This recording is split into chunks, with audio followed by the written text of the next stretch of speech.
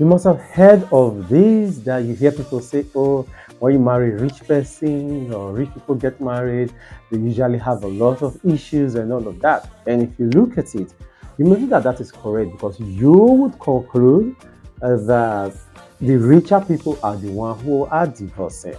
However, as a counseling psychologist and also a family lawyer, I'll tell you that the richer people do not have more problems than the poorer people in their marriages. Why? You may hear a lot of divorces among people who are fairly well to do, right? People who have some money or who are educated and all of that.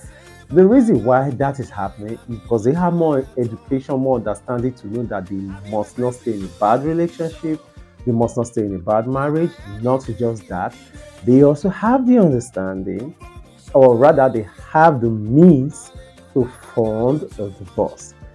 What do I mean? I mean, there are many poor people out there who will want to divorce right now, but they cannot afford a lawyer, right? They don't even have the education to realize that they can maybe meet some NGOs and they will have it sponsored. So that we're having people who are educated and people who earn fairly well and people who are rich divorcing does not mean that divorce is a rich people's sickness. In case you're afraid to marry someone who is rich, or in case you are afraid to be the rich person yourself, thinking that is going to make your marriage end. Not in any way. I would not like to deny, and I would like to state it clearly, that when you are rich, there are problems and challenges that wealth we bring, right? There are some temptations and some challenges that being rich that will come along with being rich that you will not experience if you're poor.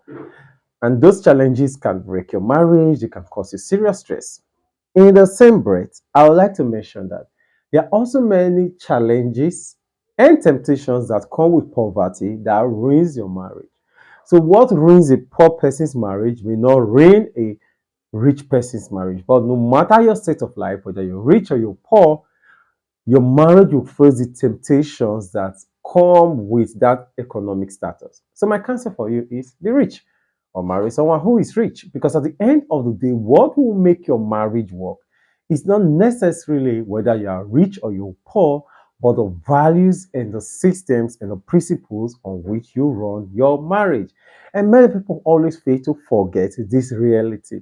They usually think that, oh, perhaps if we are rich, we'll be able to pay for this. Maybe my wife is always quarreling because we don't have, she doesn't have sufficient money. Perhaps maybe my husband is always angry because he's poor. Now, those are issues that comes with being poor, right? However, when you are rich, it means that you are going to meet more people, you are going to make a lot of travels, you are going to have more people who want to prey on you, right? Because they want to snatch you out of your marriage, they want to snatch you from your spouse, right? So, no matter your status, the temptations will exist, the temptations will be there. So, my counsel for you is something simple: run your relationship, run your marriage on the principles that make marriage work, on the principles that make a healthy family exist. And if you do not know those principles, you can reach out to me or find a counselor that is near you so that you know how to build your marriage well and how to run the marriage well. The challenges in your marriage may not actually be the lack of money, it may be management. Challenges in your marriage may not be too much money, it may just be your inability to resist temptations and the challenges that come with too much money. Interestingly, I have seen people who are prayed that their husband should not be so wealthy, because if their husband is wealthy, other girls will want to come for him, other girls will want to come for him, and he will be faced with several temptations and the rest. So they're praying that the man should be poor. I have seen situations where many men don't want their wives to ascend their career or their business venture because they are concerned that if she achieves that and she has that economic power and social status, may make her become an unruly wife in the marriage. In the same way, we have seen situations of people who also don't want their spouse to ever be poor or their spouse to ever go below the economic status he or she is, and they want it to increase more and more because they don't want the temptations that come with being poor. So, different phases of life, different stages of life have their own challenges, have their own tribulations, have their own trials. Go work on your marriage. Sit down and tell yourself what are the principles that we need to run on? What values should we have as a family?